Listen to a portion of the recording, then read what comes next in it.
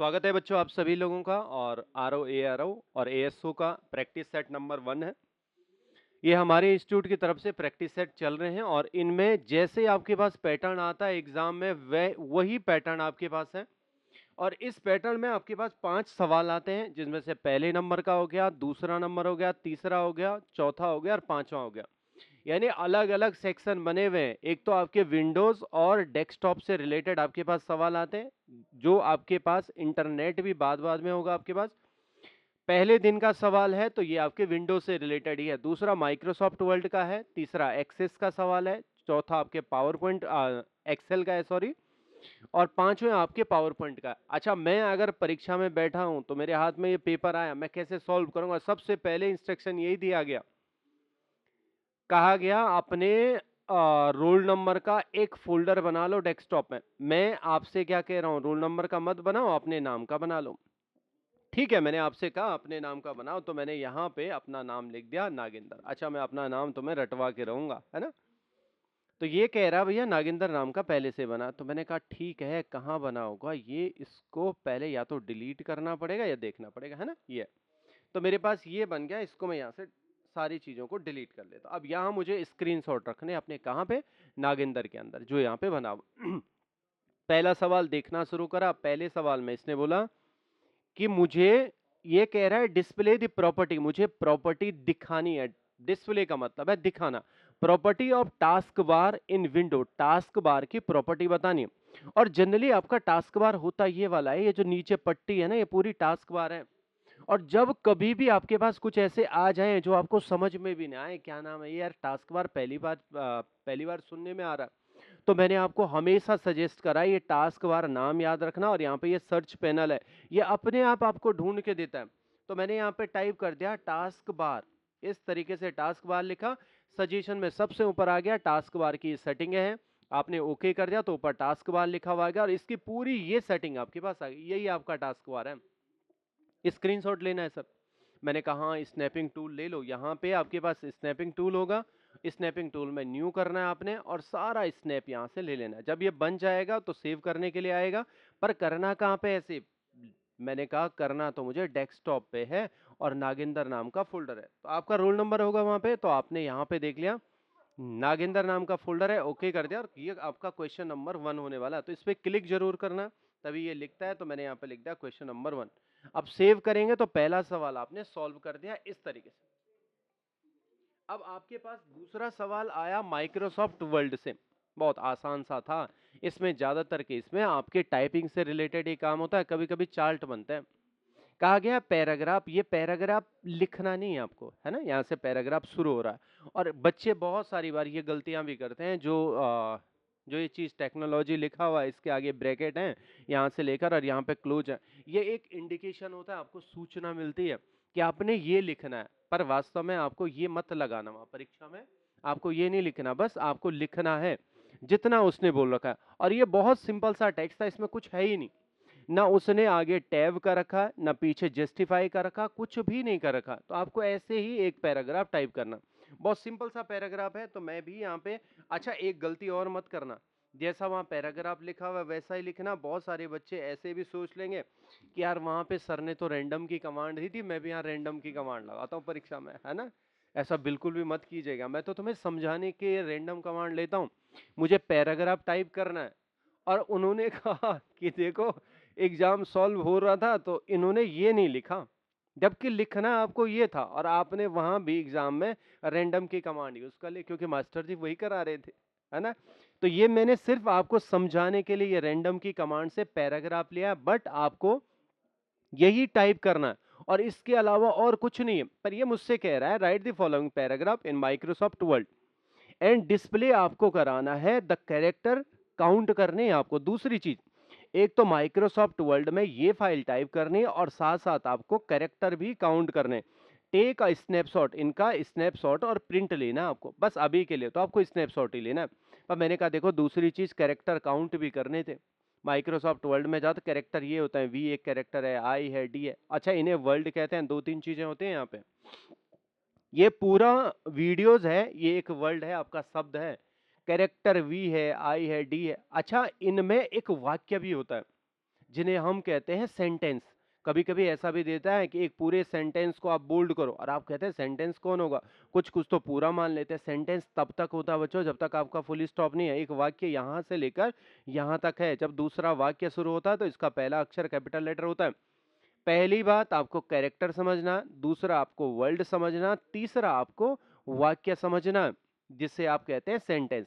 और ये पूरा आपका पैराग्राफ हो जाता है, कभी कभी लाइनें भी आपके पास होते हैं। तो ये सेंस आपके दिमाग में आना चाहिए। देखो मुझे तो यहाँ पे कैरेक्टर के बारे में गया, और कैरेक्टर आपके रिव्यू के अंदर मिलते हैं। तो जब आप रिव्यू टैब में जाते हैं तो यहाँ पे वर्ल्ड काउंट का ऑप्शन है, इसे आप ओके करेंगे तो ये आपका यहाँ पे आ गया। तो इसी पे चिपका के मत रखना कि कहीं ऐसा ना हो कि इसके ऊपर आपने रख दिया। तो बेहतर यही होता है इसके नीचे रखो जहाँ पे खाली जगह है, और इसी का स्नैपशॉट ले लो। तो स्नैपशॉट में गए, आपने न्यू स्नैप पे क्लिक करा। जितना आपको दिखाना है, क्या क्या दिखाना है, आपको माइक्रोसॉफ्ट भी दिखाना है, माइक्रोसॉफ्ट वर्ल्ड करा, साथ साथ आपको क्या दिखाना है कि वर्ल्ड काउंट करे आपने। तो आपने ये वाला पोर्शन इतना दिखा दिया कि ये भी मैंने यहाँ पे काम किया है। तो इतना काम आपका हो गया। तो एक तो आपका ये हो गया, ये वाला, और दूसरा आपका ये वाला हो गया। इसी को आप सेव कर लो। किस नाम से करना है, क्वेश्चन नंबर डेस्कटॉप पे क्वेश्चन नंबर 2 के नाम से सेव कर दो। ये भी मेरा सवाल हो गया जी, सॉल्व क्वेश्चन नंबर 2 के नाम से सेव कर दें। अब सर तीसरे सवाल में आ जाता हूँ। तीसरा अधिकांश तो वो एक्सेस से पूछता है, कभी कभी एक्सेल भी सीरीज में ऊपर नीचे हो सकता है, पर आएंगे सवाल ऐसे ही। इसमें लिखा है क्रिएट द फॉलोइंग टेबल। आपको नीचे दी गई जो टेबल है उसको बनाना है इन माइक्रोसॉफ्ट एक्सेस में। ठीक है, पहला काम तो हो गया, जो नीचे टेबल है ये बनानी है मुझे एक्सेस में। एंड अप्लाई फिल्टर, आपको अप्लाई करना है फिल्टर, पर डिस्प्ले क्या कराना है फिल्टर में। To display the student who have record more than 75। जिन बच्चों का रिकॉर्ड, ऊपर रिकॉर्ड लिखा हुआ है, जिनका रिकॉर्ड 75 से ऊपर होगा। मैंने कहा चलो ठीक है, पर एक्सेस में बनाऊंगा कैसे। पहले तो ये टेबल बनाने की कोशिश करता हूँ। 1 2 3 4 5 स्टूडेंट है, कुछ इनके नंबर है, स्टूडेंट का नाम है। खोलना शुरू कर दिया एक्सेस। धीरे धीरे यहाँ जाता हूँ एक्सेस प्रोग्राम में। अब मैं कल से 19 का वर्जन इस पर डाल दूंगा, क्योंकि एक्सेस में आप लोगों को दिक्कत होगी। एक दो जो प्रैक्टिकल आएंगे उसमें 19 के वर्जन से भी लिए गए हैं, पर मेरे पास जो घर में है वो 19 का वर्जन यूज करता हूँ मैं, है ना। मैं यहाँ पे क्रिएट कर रहा हूँ। अभी के लिए आपके पास 7 का वर्जन है, ओके कर दिया। अब यहाँ पे सबसे पहले आपको दो फील्ड्स बनाने, तो कहाँ जाएंगे आप, डिजाइनिंग में जाएंगे। अब पहला टेबल आपकी बन गई, इसमें पहला नाम बना दिया आपने स्टूडेंट का नाम। ठीक है, पर ये स्टूडेंट का नाम होगा कैसे। मैंने आगे क्लिक करा, मैंने कहा ये तो टेक्स्ट में होना चाहिए, तो आपने टेक्स्ट बना दिया। दूसरा इसमें लिखा था स्कोर। स्कोर कैसा होगा, मैंने कहा ये नंबर में बनाया है, तो इसको मैंने नंबर में इंडिकेट कर दिया। अब यहां से वापस आ गया डेटा शीट व्यू में। अब बच्चों का रिकॉर्ड चढ़ाना मुझे। अच्छा, जितने बच्चे ऐसे नाम चढ़ाएंगे। आपने कहा एक का नाम है रोहन, कुछ ऐसा है रोहन की। अच्छा, मैं नंबरें बिल्कुल एक्यूरेट डालने की कोशिश करूंगा, क्योंकि गड़बड़ ना हो जाए। यहाँ पे जो मेरे पास नंबर आएंगे 68 है ना, टैब कर दिया।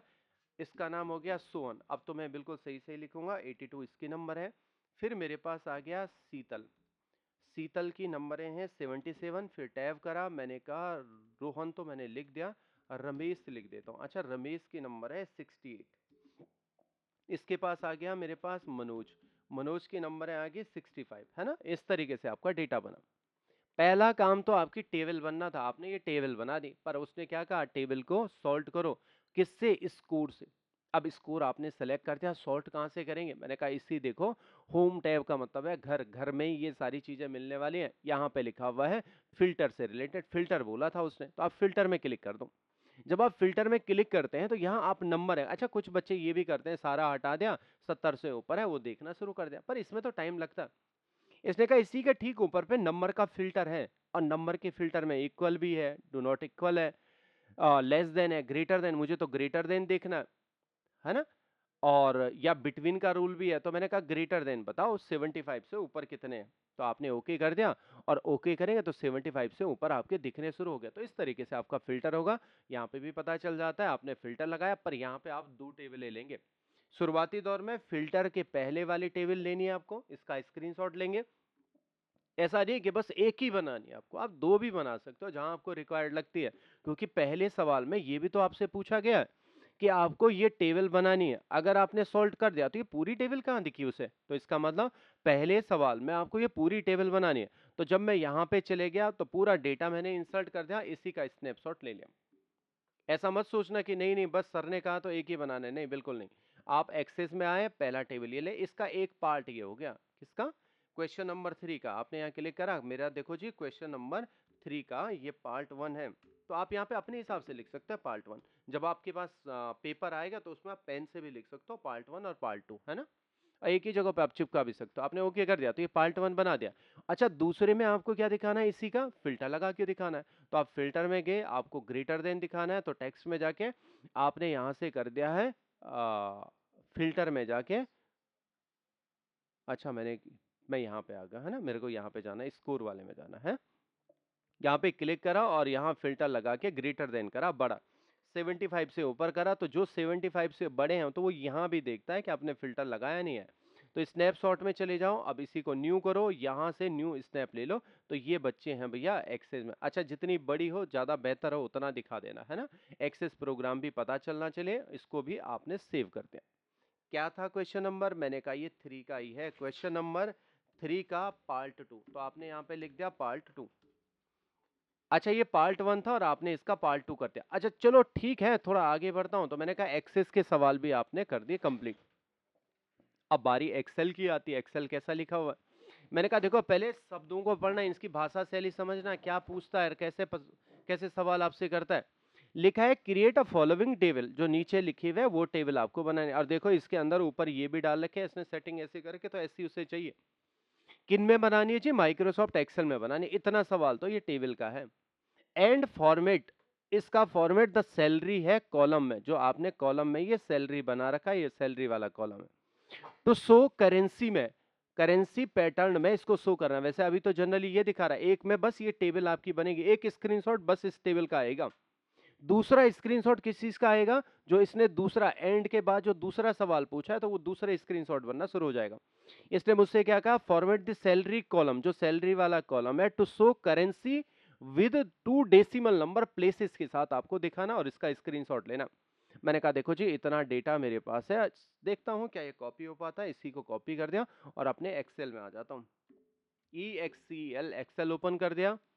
अब यहाँ पे देखता हूं कि ये कैसे काम करता है।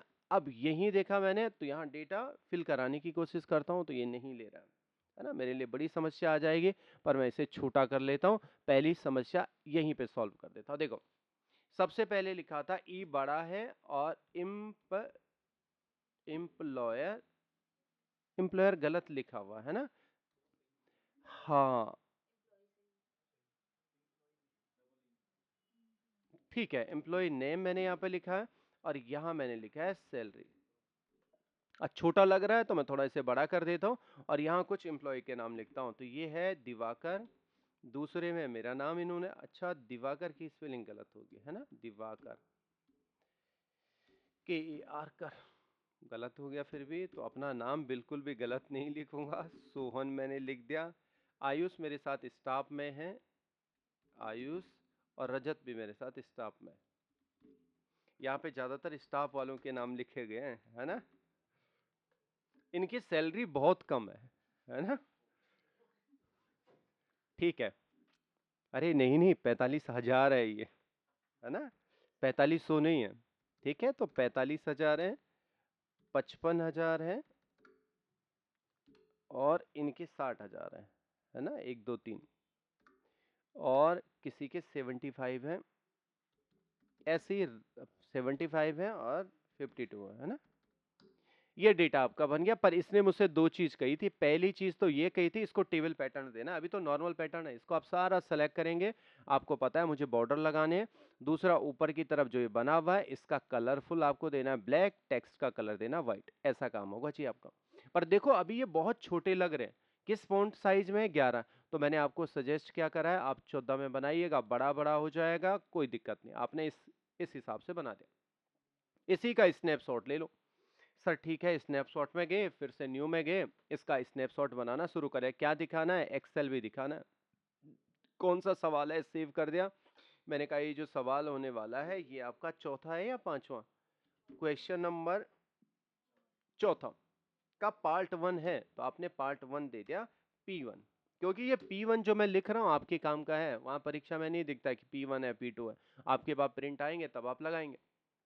दूसरे सवाल में इसी में इसने क्या कहा एंड के बाद, जो सैलरी वाला कॉलम है शो कराना है करेंसी पैटर्न में और डेसिमल नंबर दो। मैंने कहा ठीक है जी, इसको सिलेक्ट करो, इतने को करेंसी, कोई करेंसी ऐसी नहीं कही है कि डॉलर दो यूरो दो, कोई भी करेंसी हो सकती है। तो हाँ डॉलर पे ही क्लिक कर दो, पर इसके पीछे खुद ही दो डेसिमल आ जाते हैं। कभी कभी ऐसा भी दे सकता है, नहीं नहीं मुझे करेंसी में डेसिमल नंबर नहीं चाहिए, तो इंक्रीज है और डिक्रीज आप कर दें। अभी के लिए तो ऐसा आया, पर ऐसा भी तो दे सकता है कि मुझे डेसिमल नंबर के प्लेसेस नहीं चाहिए, दशमलव के बाद 2 स्थान आए हैं आपके पास, तो इन्हीं को अच्छा इसका भी आपको स्नैपशॉट लेना। फिर से आप स्नैपशॉट में गए, न्यू स्टेप में क्लिक करा और यहीं से फिर से बनाना शुरू कर दिया स्नैपशॉट फिर से, और इसे सेव करना शुरू कर दिया। ये कौन सा है जी? मैंने कहा क्वेश्चन नंबर 4 का पार्ट बी होने वाला है, पार्ट 2। इसे भी सेव कर दिया। अब ठीक चलता हूं आगे। तीसरे वाले सॉरी पांचवें वाले सवाल में पावर पॉइंट से रिलेटेड सवाल पूछे गए। Create a Microsoft power point slide. एक ही स्लाइड बनानी, 2-3 मत बना देना, एक ही दिखानी उससे पहले वाली। Create a Microsoft power point slide which the following content of applied WISP themes, है ना? एक थीम्स, ये वाली थीम्स आपको दिखानी है और इस प्रेजेंटेशन को आपको बस दो ही चीज है, एक तो आपको थीम देनी है इसमें और दूसरा ये कंटेंट लिखना है जो न्यूयॉर्क वाला था। अच्छा मैंने कहा ठीक है, पावर पॉइंट में आ जाता हूँ, स्लाइड अपने पास ओपन कर लेता हूँ। ऐसा मान के चलो मेरे पास ये नया बना है, शुरुआती दौर में ऐसा आता है। इसने कहा है कि इसमें जो लिखना है वो लिख लो आप। अब टाइटल टूटल में लिखने में थोड़ा दिक्कत होती है, तो बेहतर समझता हूँ आप लेआउट में जाओ, लिखने से रेड टेबल एंड का कंटेंट वाला ले लो, नीचे आप कंटेंट बहुत सारा लिख सकते हो। देखो इसमें जो लिखा हुआ है तो ऐसा लिखा हुआ है न्यूयॉर्क सिटी, तो मैं यहीं पे लिख लेता हूँ ऊपर की तरफ न्यूयॉर्क सिटी, है ना? न्यूयॉर्क सिटी ऐसा लिख दिया CITY। और नीचे की तरफ जो कंटेंट लिखा हुआ है ऐसे ही मैंने कुछ कंटेंट, अच्छा जैसे जैसे बुलेट्स लगाए होंगे उसने, जैसा जैसा लिखा होगा वैसे ही आपको लिखना है। आपने ऐसा सारा काम करके एंटर, अच्छा जैसे जैसे उसने लगाया है वैसा ही काम करना बच्चों, है ना? जैसे मैंने अभी दर दर दर दर से टाइपिंग करी, सब गलत लिखा हुआ है, तो ऐसा कभी मत लिखना जैसे उसने पहला बना रखा है, दूसरा है, तीसरा, ऐसे ही आपको लगाने। अच्छा मैं अगर 1 2 3 लगाऊं यहाँ पे, तो इन सबको आप सिलेक्ट करना, यहाँ पे आपके पास 1 2 3 आते हैं, तो इस सीक्वेंस में आप 1 2 3 के सीक्वेंस में ऐसा लाएंगे इसे।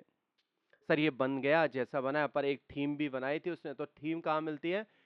डिजाइन के अंदर, और उसने थीम का नाम दे रखा है, तो नाम कैसे चलेंगे? यहाँ पे थोड़ी देर रुक जाना, इस पे रुके तो ये थीम गड़बड़ हो गई, ऑफिस थीम है, इसका नाम देखा नहीं, ये तो कुछ और थीम है, इस पे क्लिक करा, ये भी नहीं है, ये भी थीम नहीं है, वो ये भी थीम नहीं है, तो कहीं ना कहीं वो थीम है जिसका नाम उसने बोल रखा है। क्या नाम दे रखा था उसका?